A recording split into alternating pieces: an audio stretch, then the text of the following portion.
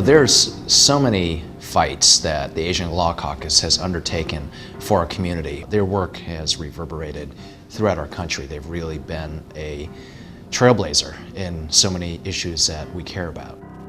The caucus has always been a part of a movement, and as a part of being able to think in the long haul, if we really still think it's possible to build a multicultural democracy. Our whole goal was to empower this community, and not as lawyers winning battles for our clients, but helping clients win battles for themselves. When I think about where the caucus is today at 40 years, I'm so proud of what we've been able to accomplish. The caucus today is in many ways the strongest that we've ever been.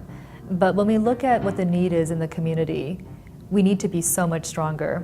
And so I think the next stage of the caucus is just being much more ambitious than we've ever been about what we can accomplish and how impactful we can be. The goal of the employment program is to advocate and fight for the rights of low-income workers, primarily from our communities, from the surrounding Asian communities. Most of the people who came to our clinic came by word of mouth, and they were not only folks who were monolingual or LEP, didn't know what their rights were, and I really think that we're serving a population that otherwise isn't reached. The story behind ALC's move to 55 Columbus goes back to 1998, when the tenants living on the property were confronted with having to move out. But the residents didn't want to move out. This was their home. Chinatown was their home. 因為我哋呢個整棟大廈呢，我哋60%-70%都係耆英嚟嘅。咁但係呢個時候，你話如果要簽我哋出去，我哋啲耆英點辦呢？係嘛？我哋啲低收入人士點辦呢？所以呢，當時呢係俾咗一個亞洲法律聯會呢就介入咗幫我哋。咁結果呢，我哋呢就同司法卡處呢就打咗8年嘅官司。咁喺呢8年入邊呢，經歷咗好多風雨。咁但係呢，喺官司過程入邊呢，司法卡處呢就係同我哋庭外和解，就賣咗呢棟大廈俾我哋嘅住客。咁亞洲法律聯會呢亦都好熱心咁樣幫我哋成立咗一個叫做沙蘭市土地信託基金嘅機構嚟幫助我哋。咁呢就先至搞到今日咁嘅局面，使我哋擁有一個自己嘅家。The caucus, clearly immigrant rights is on the agenda. It still is on the agenda.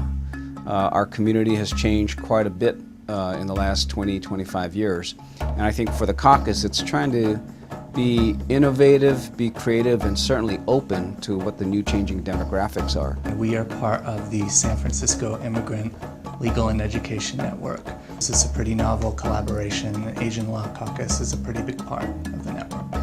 There were 11 simultaneous home raids in the city of San Francisco. From that point forward, we realized that many of these folks did not have any criminal convictions. They were stopped illegally, they were detained unlawfully, and unfortunately today, the raids are targeting the Latino community. And Asian Law Caucus is there supporting the Latino community in ways really, I'm not really sure if the public is aware of. You know, it's really interesting when you look at the history of Asian Americans in this country, there's actually quite a lot of links. You go back to 1880s and you see the Chinese Exclusion Act. And the same thing happens in its own way in 1940s with the Japanese American community. And then you come into 2000 and September 11th and you find that folks are being asked to register under the special registration program and then the unlawful detentions. So there's actually a lot of links between these communities. And what you have to find is some institution, some organization that can bind them together. Otherwise, they're just separate experiences. So my name is Amir Khan, and I've been, profiled for a long period of time. So every time I would go to the airport domestically, I would be stopped, and I had to go through additional security screening. It happened, I would say 99% of the time, and they called it random. Somebody told me about this organization. They said, they deal with harassment and profiling. Personnel of Asian Law Caucuses were extremely helpful. They provided me the opportunity to, bring the story, my experience to light, basically, and get some sort of justice. The Asian Law Caucus was a key part of Fred Korematsu's legal team. It was the only organization involved that had resources to devote to this. Little did we know after 9/11 that my father's quorum nobis decision would have more relevance and impact now than it even did in 1983. We knew that one of the most important components was going to be education. And so to have a Korematsu Institute continue that legacy of Fred's fight and the legacy of education that we intended to promote is remarkable and is wonderful.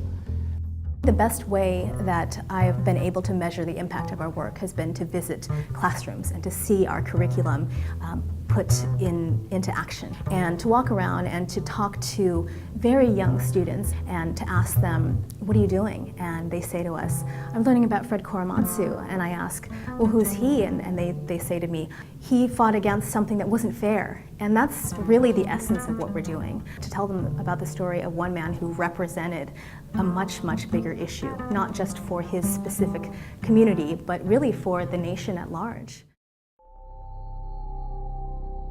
It's really critical to invest in organizations like the Asian Law Caucus because of the history that it has, because the kind of important and critical work that it does, not only on behalf of Asian Americans and Pacific Islanders, but for all of us. I think it's important to invest in civil rights. Our country's history, unfortunately, is full of a lot of instances of inequality, of maltreatment. Our civil rights laws are really an aberration to American history. They are the exception to the rule. We always have to remain vigilant because there are people who want to wipe these laws off the books. I think it's very easy for many nonprofits and civil rights organizations to just work on their own agenda in a vacuum. The caucus has always been in the vanguard of a progressive movement in the Bay Area and indeed in the country. I think it's kept true to its mission about education, trying to empower the community, trying to use law as a tool to empower that community. But I also think that it's grown and it's kept its contacts with the community, which I'm really proud of. I'm really proud of the way that we've stayed true to our commitment to really fighting for and standing with the most vulnerable people in our communities. And I think that that commitment has served us so well and has really led us to work on all of the important civil rights issues of our day.